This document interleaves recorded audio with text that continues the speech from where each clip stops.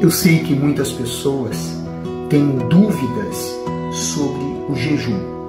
Por isso, um dos assuntos hoje será esse: o verdadeiro jejum que Deus quer. A armadura de Deus, segundo assunto.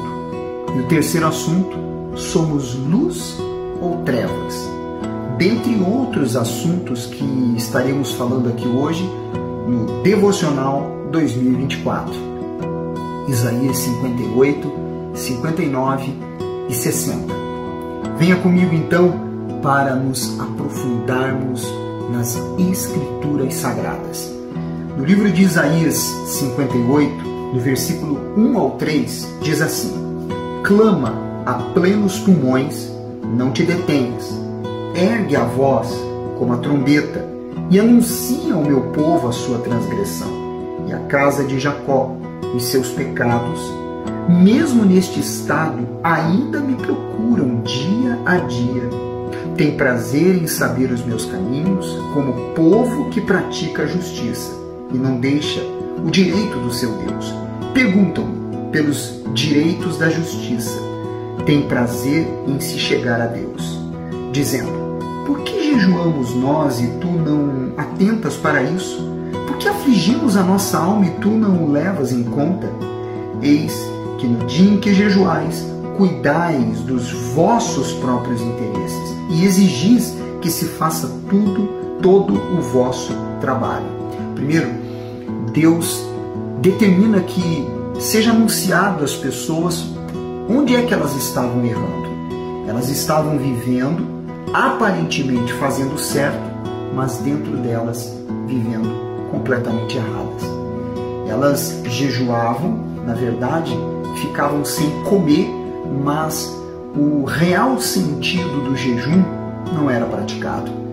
E elas até questionavam a Deus, dizendo: por que o Senhor não nos responde se nós jejuamos? Querendo fazer do jejum um ato de barganha. O jejum era um sinal de humildade e de arrependimento sincero. Significava que um coração rendido a Deus estava ministrando profunda tristeza pelos seus pecados. No decorrer do tempo, no entanto, alguns hebreus começavam a considerar os jejuns um ritual que poderia conquistar favores de Deus. E os pensamentos deles eram os seguintes: se jejuarmos, Deus terá de nos abençoar. Ou seja, querendo barganhar com Deus. Isaías sabia que os rituais não tinham razão de ser caso não fossem motivados pela sincera fé e pela obediência à lei moral de Deus. O jejum, entre aspas, que Deus mais deseja não é o ritual, mas a ação. Esse é o verdadeiro jejum. Alimentar os famintos, vestir os descamisados. Do que adianta jejuar se exigimos trabalhos excessivos dos outros e não abrimos mão dos nossos próprios interesses?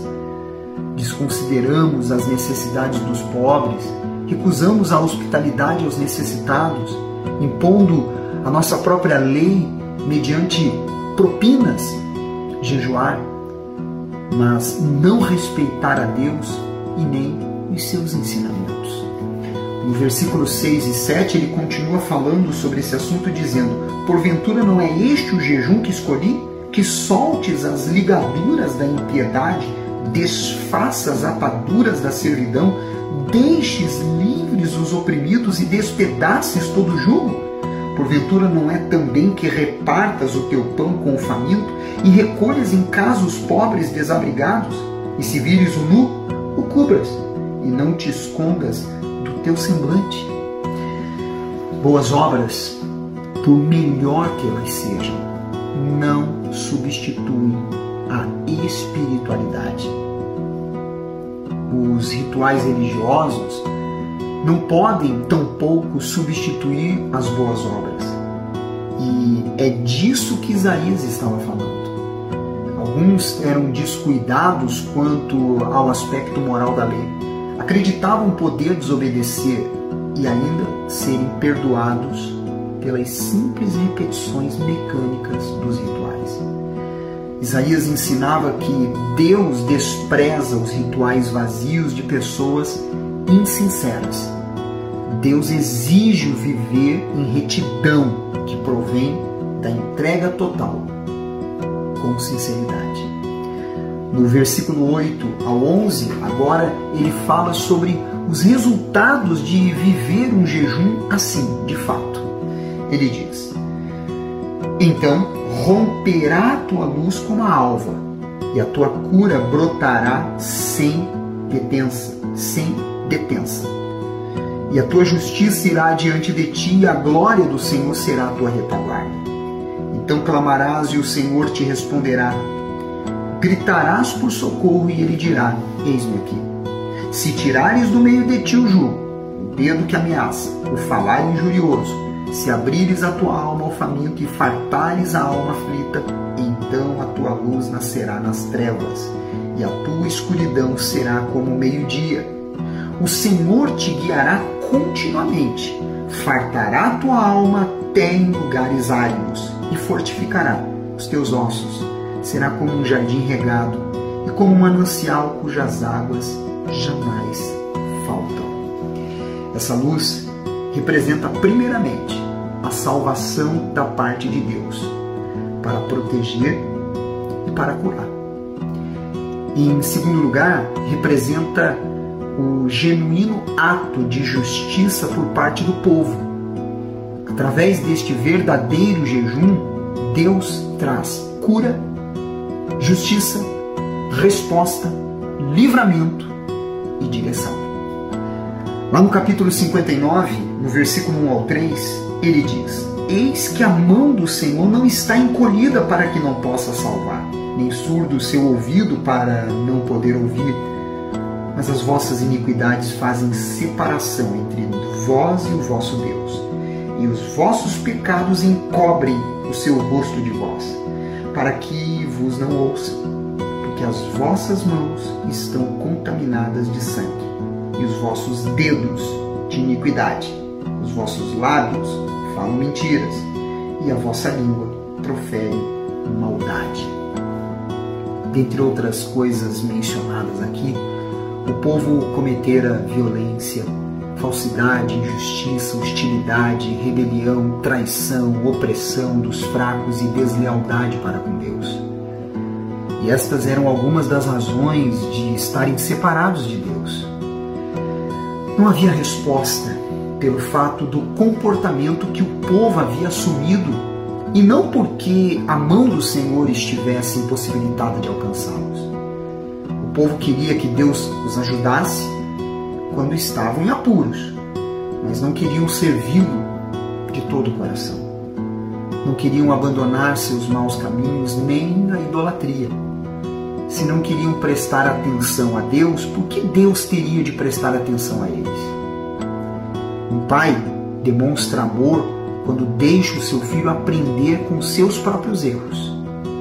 Se o pai sempre proteger o filho, quando que este chegará a aprender e amadurecer? Deus age com amor quando deixa de socorrer pessoas que continuam a levar uma vida de desobediência aos seus mandamentos. No versículo 17, a palavra de Deus diz assim: vestiu-se de justiça como de uma couraça, e pôs o capacete da salvação na cabeça. Pôs sobre si a vestidura da vingança, e se cobriu de zelo, como de um manto. Veja, Deus aqui, ele é apresentado como um guerreiro, que usa a couraça da justiça, o capacete da salvação, para guerrear.